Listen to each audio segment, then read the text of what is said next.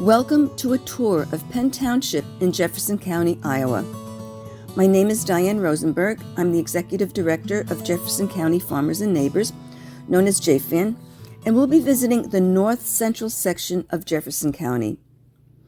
JFAN conducted this tour to illustrate what could happen to a community if CAFOs take hold there. Penn Township has 23 factory farms that we know about, generating about 13 million gallons of manure. That's approximately 1/4 of all the manure currently generated in all 12 townships. JFAN is a 501c3 community organization, and we work to protect Jefferson County from the proliferation of factory farms. We do this through community education, biweekly monitoring for new CAFOs, which stands for Concentrated Animal Feeding Operations, also known as factory farms, informing communities if a CAFO threatens, and providing informational guidance and support if requested. We also work on the state level to advocate for a factory farm moratorium with the Iowa Alliance for Responsible Agriculture. Now, I want to emphasize the rest of Jefferson County is not like Penn Township, as you can see from this map. But we are not immune to factory farms. No county is. However, JFAN works very hard to protect our county and quality of life and has done so since 2005. As a result, Jefferson County has 1/14 the number of hogs as in surrounding counties, and that is why it is so important to support what we do. This map shows the concentration of CAFOs and manure application in Penn Township. Now let's go briefly visit 16 of these factory farms. The first site we're going to be seeing is Hilltop Farm. It's on our left.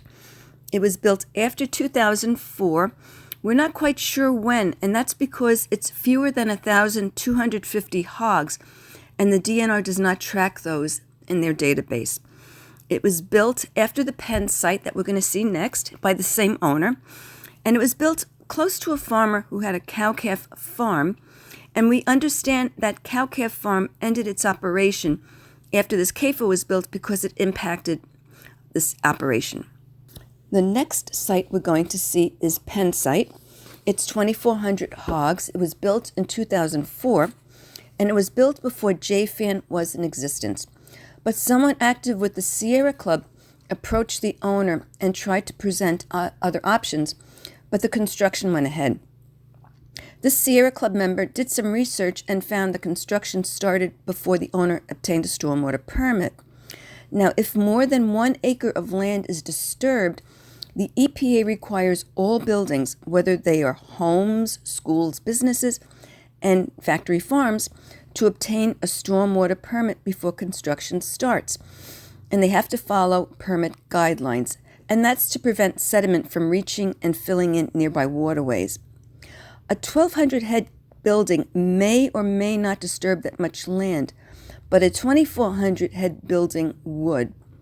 So the Sierra Club member called in a complaint to the DNR, and we do understand a permit was obtained 10 days later, but we also understand the DNR did not make the owner stop construction until the permit was in place.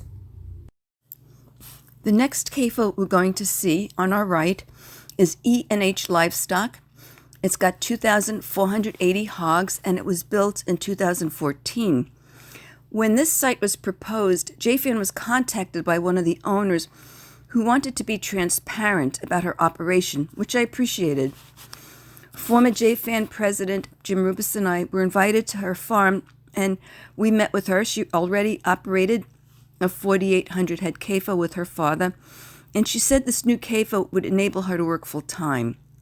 Now, we provided information on alternatives to CAFO farming, particularly about funding a sustainable operation in case she was open to the possibility, and we also discussed the impacts of CAFOs on neighbors and the environment.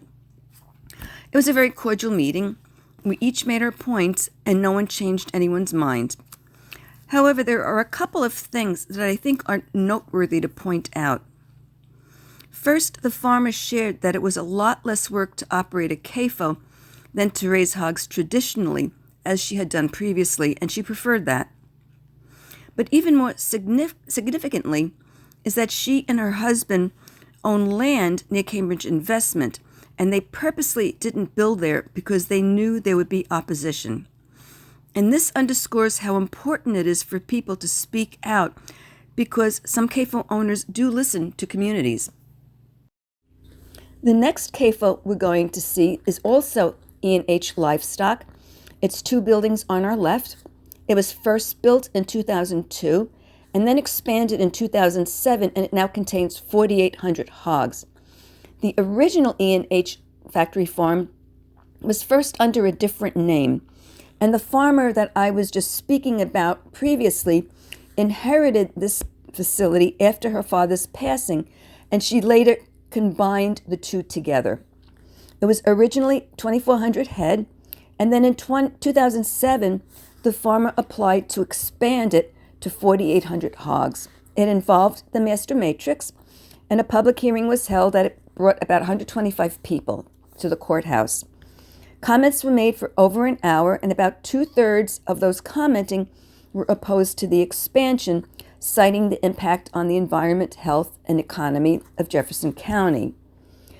A number of people on both sides did acknowledge the farmer's well-regarded reputation for managing his CAFO responsibly. And even though the supervisors approved this master matrix, the CAFO owner made some changes to his operation based on the comments that included increasing the CAFO's separation distances. As we're passing the CAFOs, you're going to see 2 types of fans on the buildings. The large fans on the ends of the building are for temperature control, but there are several small fans on the ground level that are located along each side of the confinement. Those are the pit fans, and they exhaust the toxic air out of the buildings. Otherwise, the hogs would die from breathing in toxic gases.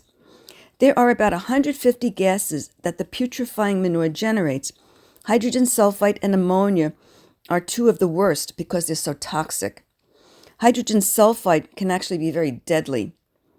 So those are the fans that spew the toxic gases and particulates into communities. The next confinement we'll see on the right, the Lamansky CAFO. We just discovered this on our test journey this week, and it looks to be about 1,200 head or so, and it looks to be pretty old. The next 2 CAFOs are DJB Family Farms and DCCK Pork on our left. They both have 2,480 hogs, and they were both built in 2012. First DCCK in the spring, and right next to it, DJB in the fall. The owners are 2 brothers, and we understand they work together. When the second CAFO was proposed, JFAN contacted the DNR to urge them to look into whether this constituted an expansion rather than a separate CAFO. If it was an expansion, it would have required a construction permit and a master matrix. But the DNR said they were separate CAFOs. That's because of the LLC loophole in Iowa, which stipulates it's the LLC itself that's the owner of the CAFO and not the people behind the LLC. We have a lot of CAFOs taking advantage of that loophole here in Jefferson County. Now, there was an attempt to close the LLC loophole in 2019, and I'll talk about that a little bit later. I want to speak just briefly about manure management plans, an application that reports how much manure will be generated by a CAFO and where it will go. CAFO operators are required to submit a full manure management plan every 4 years and then updates every year in between. The problem is that they are considered just plans. They can be changed up, and that's not reported until the yearly update is submitted. Now, the DNR does not have the staff, so they typically can't do a full evaluation of each plan, nor can they take into account typically how one plan compares to others. So in essence, you never really know how much manure is going onto a field. And as you can see from this map, a field can be in multiple manure management plans.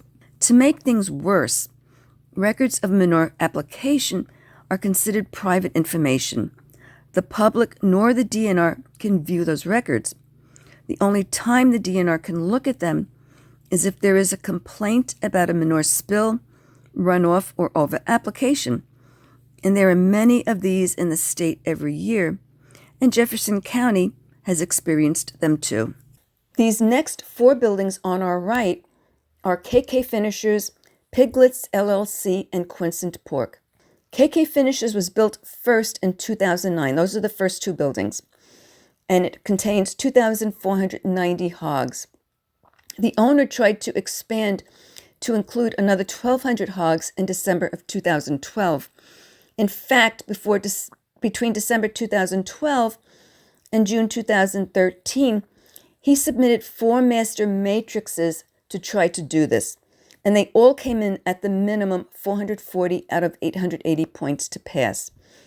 JFAN analyzed each one of them, found problems with each one, advised the Board of Supervisors to deny the points, and the Board of Supervisors took many of our suggestions and failed the matrix each time. And the DNR agreed, and they also failed all those master matrices.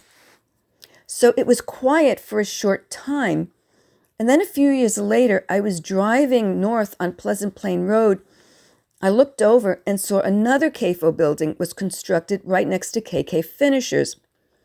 That one is Piglet LLC, built by the same owner of KK Finishers under a different LLC name. And because it's a smaller CAFO, under 1,250 hogs, there was no DNR notification. Again, this is using the LLC loophole. And then in 2018, when JFAN was reviewing the DNR's stormwater database, we discovered another CAFO being built right next to Piglet LLC, again under 1,250 hogs. That's Quincent Pork, built by a man who we understand is the business partner of the Piglet LLC owner. So this, again, is an example of how the LLC loophole was used to circumvent the application and approval process of a master matrix for a CAFO expansion. The Daniel site is the next CAFO we'll be seeing. It's on our right. It was built in 2018 and contains 7,497 hogs. This is the largest CAFO in Jefferson County, and it was the first entry into the county of a corporate-owned factory farm. It's in the Lake Darling watershed, the lake that went through a $16 million renovation over a 6-year period. And the CAFO generates 2.3 million gallons of manure each year, most of which is spread in the lake's watershed. A master matrix was submitted. A public hearing wasn't held on this CAFO, but a group organized to fight the CAFO, the Pleasant Plain Friends for Rural Preservation, and asked JFAN for help. So we provided informational guidance and support and helped to develop a very large public awareness campaign. Emails, phone calls, letters were directed to the supervisors, the owners of the Daniel site, and also letters to the editor to the Fairfield Ledger, which is now the Southeast Iowa Union. We co-hosted our own public meeting at the Sondheim Center. It drew about 300 people. Senator David Johnson came and answered questions from the audience, and we let everyone speak who wished to. The meeting went on for about 3 hours. We collected many written comments and written postcards from the participants and sent them to the Daniels owner. The supervisors approved the master matrix, even though JFAN recommended 70 points be deducted. After we thoroughly analyzed it, none were. When the DNR issued a preliminary permit, the group wanted to appeal within a 2-week window before a final permit is issued. Supervisors are the ones that can do that. One of the supervisors then tried to waive that appeal, and after a lot of protest, that did not move forward. JFAN urged the supervisors to consider appealing the permit on general environmental grounds, which can be done in Iowa. So the supervisors held a meeting 2 days later. JFAN and a member of the Southeast Iowa Sierra Club spent many hours preparing a presentation that contained evidence of the CAFO's threat to Lake Darling, and it also identified vulnerable populations. 100 people attended that meeting. We couldn't even fit into the supervisor's office, and we were actually shut down before JFAN could completely present our case. Many people still voiced opposition to the confinement and support for the appeal, but the supervisors voted against the appeal. So now we have the largest CAFO in Jefferson County sitting in the Lake Darling watershed. And one of the supervisors was voted out of office later that year. These next two CAFOs on our right are on the property of Horras Hogs, LLC. We just discovered these two buildings when we did a test drive of this route. They look to be two CAFOs under 1,250 hogs that are on the property of land owned by two brothers. And they appear to be in separate LLC names since the DNR doesn't list them on their website. And so this appears to be yet another instance of the LLC loophole being used. CAFOs that contain fewer than 1,250 hogs don't have to provide any documentation to the state, except for a stormwater permit if they break more than an acre of land. There are no separation distances from buildings or public areas. We don't know where they put their manure, nor how they apply it and in what amounts. They do have to follow certain distance requirements from water sources, but that's pretty much it. The DNR estimates there's about 4,000 of these in the state, and a 1,200 head CAFO can still present a terrible nuisance to neighbors and the environment. And when you have two 1,200 head CAFOs next to each other, then it's like having one larger CAFO without the benefit of the regulations. These next two CAFOs are the Jones Site and the Jones Farm. They each have 2,480 hogs, and they were both built in 2020. It's another example of the LLC loophole, because these CAFOs are also owned by the same people who own KK Finishers and Quincent Pork, who we understand to be business partners. Now, in 2019, the DNR did a rules review on the LLC loophole in order to close it. After many public comments and a public hearing in Des Moines, the loophole was closed. Now, any adjacent CAFOs are considered to be one larger one if any of the LLC owners have a 10% or more interest in the other CAFO. So we were very encouraged at first, but when it was put to the test, we found it practically useless. When the Jones Site and Jones Farm were proposed, JFAN contacted the DNR to ask them to look into whether the loophole rule would pertain to these confinements. And this was the first test of the new loophole rule in the state. After a lot of follow-up with the DNR field office and the DNR CAFO attorney, we learned that the only thing the DNR could request of these two owners is a letter stating that they did not have a 10% or more ownership in each other's LLC. The DNR could not ask for any legal documentation that proved what they said in the letter was accurate. And we were told the DNR trusts the CAFO owners to do the right thing, a common theme in CAFO regulations in Iowa, and it was beyond their legal right to ask for more than just this letter. So in essence, the LLC loophole is not closed. This final CAFO is the Deutsch CAFO.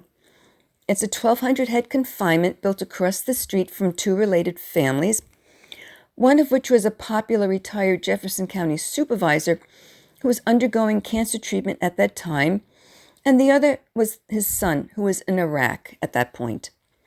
The former supervisor told JFAN the CAFO was begun in the middle of the night without their being informed.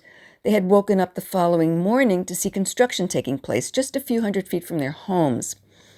The families sued the CAFO owner for creating a nuisance in the neighborhood because it created a terrible odor, and it stopped them from entertaining and gardening, all the things they enjoyed doing in their homes. Their lives were altered forever. The lawsuit was settled, and we understand the settlement was confidential, but that they were satisfied with the outcome. After the lawsuit, the owner of the CAFO was caught and convicted of putting dead animals on the property of these two families. The sad thing is that these families and the CAFO owner had been supportive and helpful to each other before this CAFO was slipped in.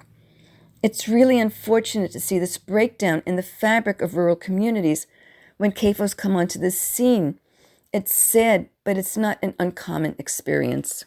Now that you have seen how a community can become infested with injurious factory farms, you have a good feeling for why it is so important for JFAN to continue to protect Jefferson County from experiencing more of this. The rest of Jefferson County is not like Penn Township. You can also see why it's so important that Iowa passes a statewide factory farm moratorium until the master matrix is overhauled to a degree that adequately protects communities and the environment from all sizes of factory farms. JFAN supports the Iowa Alliance for Responsible Agriculture's call for a statewide moratorium, and we won't stop advocating until we achieve a factory farm moratorium. I want to thank you for joining us on this tour today. You can learn more about JFAN and support JFAN at jfaniowa.org. Thank you.